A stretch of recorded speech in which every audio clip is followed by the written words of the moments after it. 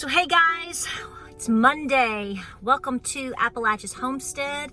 Let's get the word out on all the things that are going on and what we are seeing. And frankly, all that I'm going to be talking about today is coming pretty much straight from you, with the exception of one storyline. However, many of you have been commenting about this for the past several weeks. So this is not necessarily something new, but it's broke the mainstream media type threshold of news. The bad thing about this is a lot of times, by the way, welcome back to the channel. I hope you're having a good day. Hope you're busy. But the thing is, a lot of times when we see things that are a little bit more mainstream, depending on what the context of the situation is, it's really too late to do a lot of things about it, especially when it comes to growing food. So just a couple of hours ago, it's come across several headlines. Reuters is the one that I'm going to connect down below. I'll either put it in the description or I'll pin it at the top comment. You are welcome to go Google this. There are multiple stories. It has come out today, May 22nd, about what is going on in Kansas. Now, I have also received comments off and on kind of recently from folks that are living in, say, Nebraska, Oklahoma. There's a lot of issues with the fact that wheat farmers, as today, they are saying that a certain percentage of wheat farmers have or are abandoning their wheat fields. It's sort of like, from what I understand, so let me say this. You tell us, we've been saturated with rain here in East Tennessee, which can be problematic too, okay? But according to what we're seeing with the wheat farmers, basically they are abandoning wheat fields. Guys, the last year and the year before, you've seen a pullback of wheat production in this country. You know that last year I did a live stream talking with the bread company in Georgia, and basically what they were saying was, it's on a live stream, you can go back and see, I literally quoted them. They said, you better be praying hardcore for next year, which is the year we are in right now. Okay? So am I trying to panic you? No, I'm just spreading the gospel, spreading the word, telling you what's going on. If you are in Kansas, if you are out west, please comment down below. Please let us know what is going on. We would rather hear from you than taking a guess by somebody or anything in the media. There are more trusted sources than others. I get it, but it's good to hear straight from the horse's mouth. So this is where we start to talk about weather, things that are happening with that, things that are happening with crops. This is why if there's two things that I just pound on here, it is trying to get you to see that you need to be as debt-free as possible due to personal experience, and also due to personal experience after years and years of just gardening. I've seen what weather devastation can do on a small scale to an independent farmer. So therefore, what that means on a large scale translates to disaster for the population. This is why I'm hammer time on telling you to make sure that you have backups for your backups. Never be so arrogant and overconfident in what you're doing or what you're growing or what you claim you grow, because it only takes one thing to come through and wipe all of your crops out. It doesn't matter how long you have farmed. It doesn't matter what your lineage is. It doesn't matter where you live. I don't care if you have 75 hoop houses and 45 greenhouses. One bad situation can end all of that for you. And in the situation where there's food devastation, potential famines around the world, problems with the economy that puts competition for food outside of your resourced area. This is why I continue to tell you to please continue to stock your pantry. There is no embarrassment. There is no shame in that game. You should be the jack of all trades. Yes, you should grow your food, but a lot of us, all of us, let's just be honest here. No matter what anybody tells you, people go to the grocery store, people go to the Amish markets, the Mennonite markets, the flea markets, the food markets. We all go these different places for different things, and there's nothing wrong with that. But inflation could become a major problem even further than it already is. So like I said, if you are in Kansas, if you live out west, if you have more details beyond what they're saying today in terms of the abandonment of wheat fields, I can tell you that that is devastating on a lot of levels, because if you're having that much of a drought, you're not just talking about wheat, you're talking about everything, okay? What about the hay fields? How are the farmers going to feed their cattle?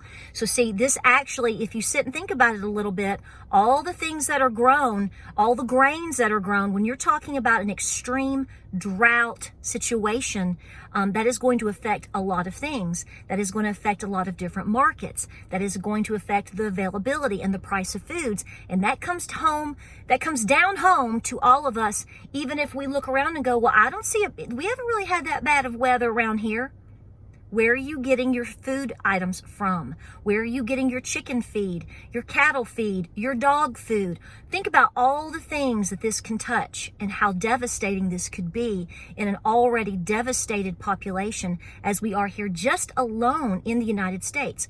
Let me read to you some of the comments and emails that I've gotten in just the past couple of days. And I was already planning to do this, and I wrote out some notes. Literally, I'm going to be quoting and reading to you what people are telling me. And a lot of you are already experiencing this, so you know that, this is coming straight from the horse's mouth. People that are having experiences, it's kind of like they say that, the boots on the ground sort of thing. This is coming from you. In terms of job loss, in terms of inflation, in terms of rent going up, which is piggybacking off of, this topic is really piggybacking off of my last video when I'm talking about people moving in with you. People are not going to be able to afford their cost of living, basic rent, basic foods. And it doesn't take much to literally push them out on the street, literally, and being homeless. I can tell you that in the past week and a half, that my family has helped 3 different individuals. When you talk about people needing help, whether they are homeless or whether they are in major dire straits, we have helped. Now, that's not a brag point on my part. I'm blessed that I have the ability to help people when I can, people that I know, and some people I don't. When we can, we really do try to do that. We're seeing this personally now. We're seeing more homelessness in our area now. We are seeing personal people that we know coming into some serious financial issues. And they need help. So that's what we've done. You probably have been asked for money. You probably have offered some help, and God bless you if you did. You did the right thing.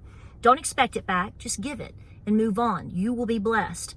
But the issue is going to be how much more can you do and how much more can you offer when we're all being pressed top down, bottom up.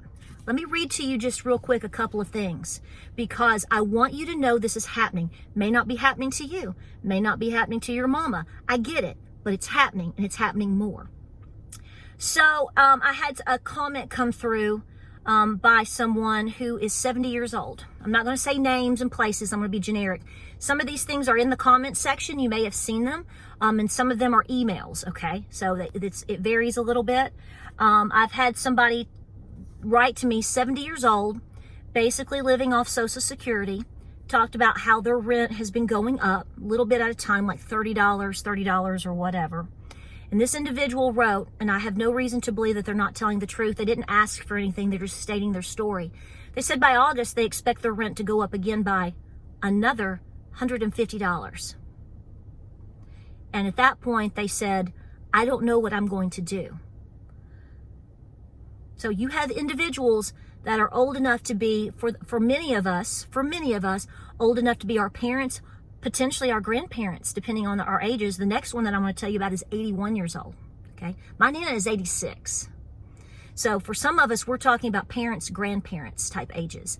And these people are literally on the brink of being thrown in the streets because they can't afford to live independently anymore with the cost of just rent going up alone. I want you to think about this and think about people you know. This is why I'm telling you, if you have the potential to be preparing your home to take someone in, they could be a good help to you potentially. They may pay you a little bit of rent and help you. You do what works best for you. That's not my business. I'm just letting you know that these things are happening. I had another lady write, she wrote an email to me. And she wanted me to pass this along to you because she wanted you to understand and wanted me to stress to you that what you're seeing with unemployment numbers, folks, it's all a lie. Okay. When you don't consider the people that have been out of the workforce, et cetera, or aren't applying for unemployment, then you're not seeing the real numbers. I've heard several really good, economists, if you will, talk about if we knew the real number of unemployment that we are in right now, you would probably not even blink at the term depression. Okay? So let that swim around in your brain a little bit. But what she said is her daughter is having to come home and live with her. This woman is preparing for her children to come back home and live with her because they can't make it. That's not a knock on them. They're trying, but look at everything you're up against right now. It's very difficult for a lot of people. Now, with that, she said that her daughter lost her job, is going to be coming back home to live with her. And then she goes into saying that she saw, the daughter is applying for jobs, and that she was saying that a lot of the jobs that her daughter is applying for in her field, she said one of them had 7,000 applicants for one job. Then she said that some of the other jobs that her daughter has been applying to, that they're getting so many people trying to apply and whatnot that they close it in 8 hours. They're overwhelmed.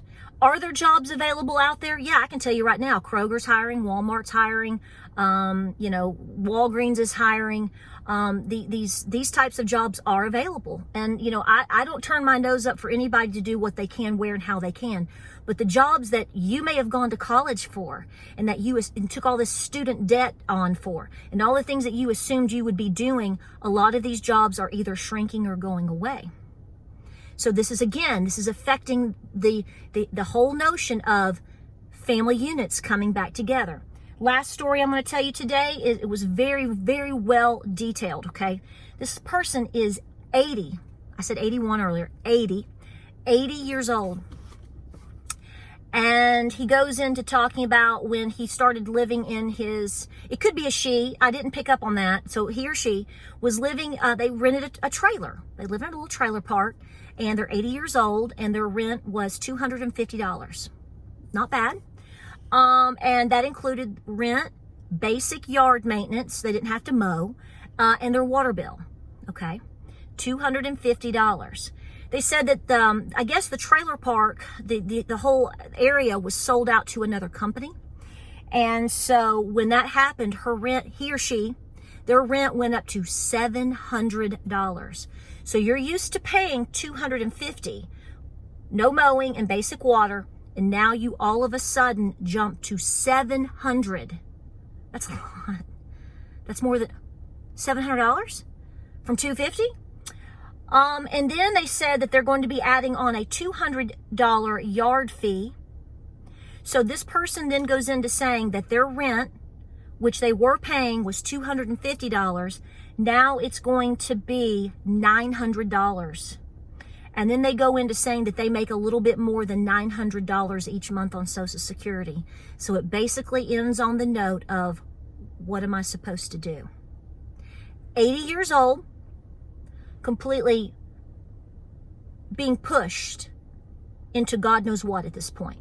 That could be your mama, that could be your grandmother. That could be your father, that could be your papa. This is happening everywhere. I mean, if you got up today, drank your latte, you're celebrating the last week of school with your public school kids or homeschool kids or whatever, you floated around, you're going to bake a cake, you have no problems today. God bless you if that is the situation. Please don't take that for granted. And maybe your mama's okay and everybody in your family is stable, doing okay. Understand there is people by the gajillions at this point that are not doing okay. And as this continues to become a problem for all of us, because we're all seeing this happen, the chickens are coming home to roost. Okay? Do not believe that this isn't going to affect, any of these stories are not going to affect all of us, because they are. We can hop in the car, go run a few errands, go drive down to go see my Nana, stop at the Aldi, whatever, come back in areas that I've grown up here all my life. And on a rare occasion you would see something, but folks, I'm telling you right now, there are homeless people everywhere in places you've never seen before. Walking, pushing buggies, have their dogs. I mean, in the past 2 weeks, I have fed a homeless man and their dogs. And believe me, they weren't out just grifting. They were truly homeless people. And, we try to help where we can. This is becoming more prevalent. This is coming home. If you are in Kansas, or if you're out west and you're seeing more specifics, please comment down below, because everybody's going to jump to the comment section to read what you have to say. I don't live in Kansas. I totally believe this is happening. I've totally seen the warnings. This is why I tell you, put your garden in. Yes, I got my garden in, my big one. But your time, in my personal opinion, do everything in your power to be getting long-term storage foods to be putting away, or you going and you get your rice, your grains, your beans, get a wheat grinder, all of these things, and learn how to use them. Because we may not be in hyperinflation yet, according to the definition, although the definitions change and the goalposts move every day. I mean, who knows anymore, right? But your wallet knows, your common sense knows. Please have backups for your backups. Let me know your thoughts. What are you seeing? I'll be doing another video. We have several videos coming up, but I'm not going to talk about the car, the automobile market today, because I want to keep this sort of short. But I'm hearing a lot from you about that too. And folks, I'm telling you right now, if you are in the auto industry one way or another, unless you're making a killer amount of money off of going out and doing repos, which apparently is where the money is at now, you better be prepared for that. If you are in retail of any sort, however you want to quantify that, housing market, automobile, retail, etc., please be squirreling away resources and cash so that you can make your bills. Do the very best that you can. Guys, we appreciate you being here. Like, subscribe, and share. We're going to have a great week this week. We're going to have a great week because you're going to be busy. Me too. We're going to keep pressing forward. God love you. Thank you so much. I appreciate you. And we'll see you on the next video.